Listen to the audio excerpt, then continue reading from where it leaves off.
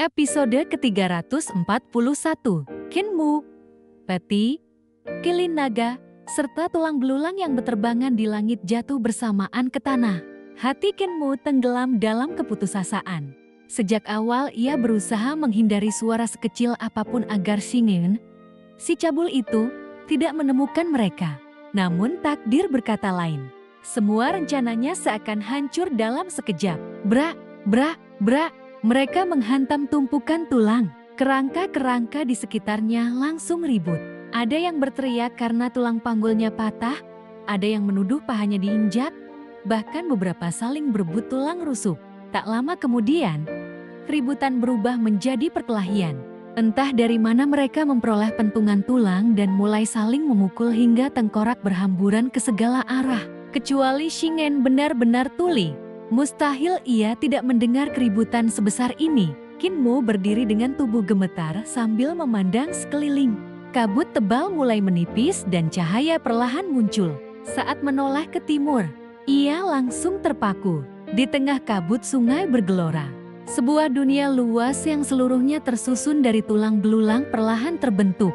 Dunia itu muncul di pusat Great Ruins dan bertumpang tindih dengan dunia nyata. Kau menginjakku. Suara lemah terdengar dari bawah Peti. Peti itu terkejut, tetapi begitu melihat yang berbicara hanyalah setumpuk tulang, ia justru gembira. Dengan senang hati ia membuka tutupnya dan langsung menelan kerangka tersebut. Sejak dibangunkan rohnya oleh Kinmu, Peti itu memang gemar mengumpulkan benda-benda aneh. Hantu.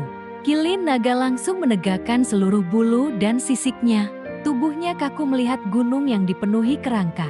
Ia pun membalikan tubuh dan berpura-pura mati. Melihat Kilin Naga tak bergerak, Peti mencoba menelannya mulai dari ekor. Saat hampir mencapai pinggul, Kilin Naga menendang dengan kesal. Berhenti, aku cuma pura-pura mati. Fengdu, gumam Kinmu. Ini adalah dunia luar Fengdu. Ia memperhatikan dunia tulang yang terus bertumpang tindih dengan kenyataan. Gunung-gunung di Great Ruins seolah menghilang dan digantikan pemandangan yang asing. Tiba-tiba ia menendang Kilin Naga. Feti Dragon, bangun. Kemampuanmu berpura-pura mati jauh lebih buruk daripada Linger. Kalau terus begini, kerangka-kerangka itu akan memakanmu. Seekor kerangka yang berada di bawah tubuh Kilin Naga tiba-tiba mencium aroma daging. Daging. Ia langsung memeluk kaki Kilin Naga dan menggigitnya. Daging, daging. Dalam sekejap seluruh lautan kerangka menjadi gaduh. Tak terhitung banyaknya kerangka berlari ke arah mereka, hingga membentuk gelombang. Raksasa setinggi ratusan meter. Gelombang itu kemudian runtuh dan menyatu menjadi raksasa tulang putih yang berlari sambil berteriak. Kegirangan, aku mau daging, serahkan kulitmu. Kulitku sudah membusuk. Kilin Naga buru-buru bangkit dan menghancurkan kerangka yang menggigitnya. Namun ketika melihat lautan kerangka terus berdatangan, wajahnya langsung pucat. Saat itu cahaya Buddha memancar dari tubuh Kinmu. Bayangan Buddha Juk putih muncul di belakangnya. Begitu raksasa tulang mendekat, tubuhnya langsung hancur berkeping-keping. Kerangka-kerangka lain menjerit ketakutan lalu melarikan diri. Itu biksu botak kecil. Cepat lari. Kinmu tidak memedulikannya. Ia segera mengeluarkan koin emas Fengdu dan melemparkannya ke lautan kabut. Tak lama kemudian, sebuah perahu kecil muncul dari dalam kabut. Inyah, terdengar rongan Shingen dari kejauhan.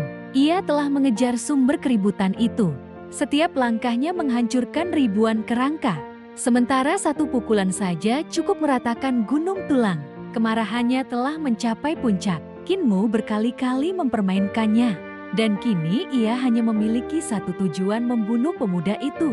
Tanpa ragu Kinmu mengaktifkan seni surgawi teleportasi. Ia meraih Peti dan Kilin Naga, lalu berpindah menuju perahu yang samar terlihat di tengah kabut. Kau pikir trik yang sama akan berhasil 2 kali? Mata Shingen melayang di udara dan memancarkan cahaya. Ron teleportasi Kinmu langsung terpotong. Ruang retak membuat Kinmu, Peti, dan Kilin Naga terjatuh ke lautan kabut. Monster-monster di bawah langsung bergolak. Namun pada saat genting itu, perahu kecil tiba tepat di bawah mereka dan menangkap ketiganya. Kakak senior Shingen, sudah lama tidak bertemu. Pendayung perahu mengangkat topi bambunya. Wajahnya ternyata hanyalah tengkorak kurus yang tersenyum sinis. Xingyan berhenti di tepi dermaga. "Siapa kau? Kakak senior sudah lupa padaku. Aku Dawes Lingjing. Dahulu kau mengejarku kemana-mana demi merebut darah surgawiku." Sambil mendorong perahu menjauh, Dawes Lingjing berkata pelan, "Ini Fengdu. Orang hidup tidak seharusnya masuk ke sini."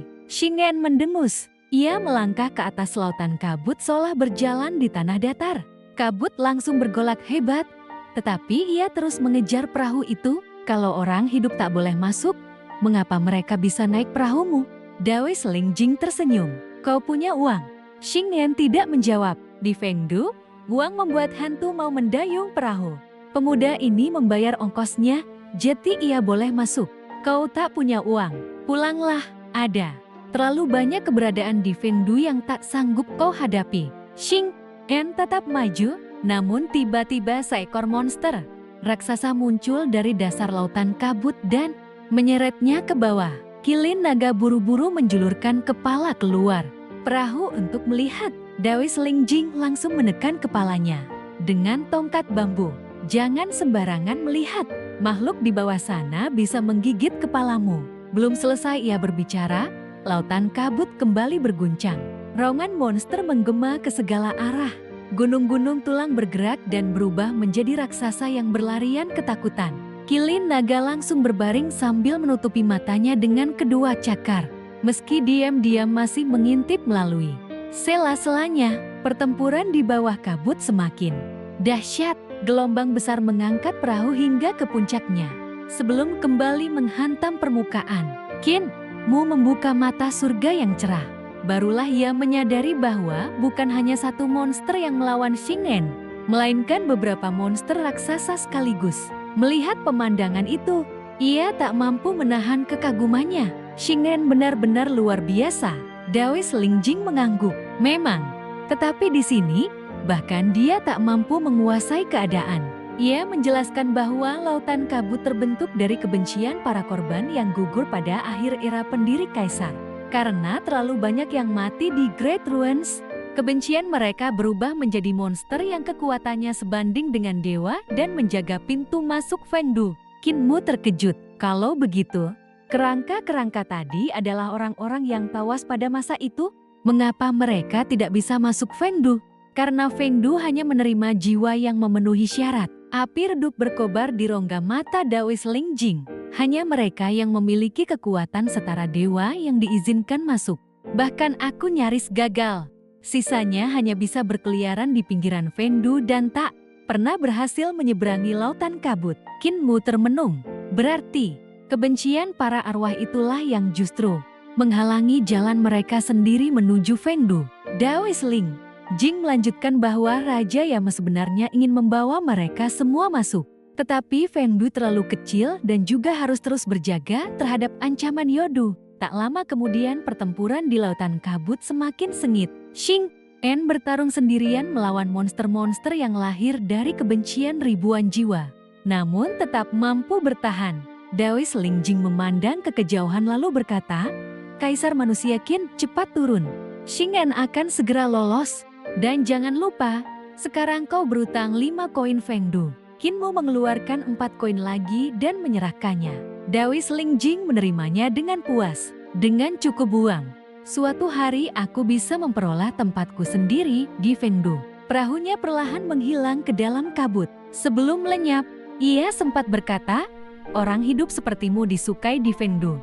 Bantulah arwah-arwah menyelesaikan urusan mereka, dan mereka akan membayarmu dengan koin emas Fengdu." "Dulu aku juga hidup seperti itu." Mu segera membawa peti dan kilin naga menuju daratan Fengdu. Tak lama kemudian mereka tiba di batas antara dunia orang hidup dan dunia orang mati. Mu baru saja menghela napas lega ketika ledakan besar terdengar dari belakang. Xingyan berhasil menerobos keluar dari lautan kabut dan mendarat di dermaga. Wajah Mu berubah.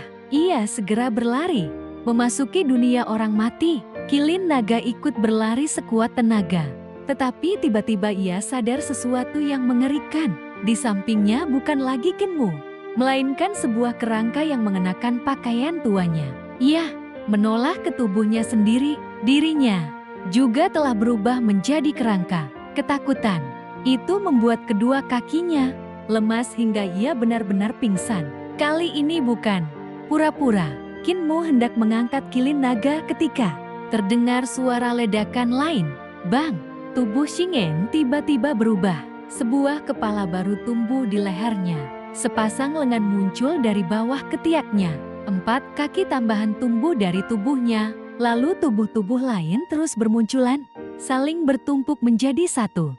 Dalam sekejap ia memiliki puluhan lengan, puluhan kaki, serta lebih dari 20 kepala yang saling berhimpitan. Setiap kepala meraung dengan suara berbeda. Setiap anggota tubuh berusaha melepaskan diri. Jelas tubuh Shingen sebenarnya disusun dari potongan tubuh milik 20 hingga 30 ahli puncak yang mendekati tingkat dewa. Begitu memasuki dunia orang mati, bagian-bagian tubuh itu kembali kepada pemiliknya dan saling berebut untuk memisahkan diri. Shingen akhirnya roboh ke tanah dalam keadaan mengerikan. Kinmu memandanginya dengan takjub. Jeti, beginilah cara dunia orang mati melawan Shingen. Saat itu seekor burung raksasa turun dari langit dan mendarat di puncak gunung. Burung itu berubah menjadi dewa berkepala burung dengan sepasang sayap besar. Ia memandang Kinmu sambil berkata, "Apakah kau kasar manusia, Kin?" Kinmu mengangguk. Dewa itu berkata dengan tenang, "Keberadaanmu sudah diketahui. Raja Yama telah lama mencarimu." Kinmu tercengang. "Aku? Mencariku? Apa yang telah kulakukan sampai Raja Yama ingin bertemu denganku?"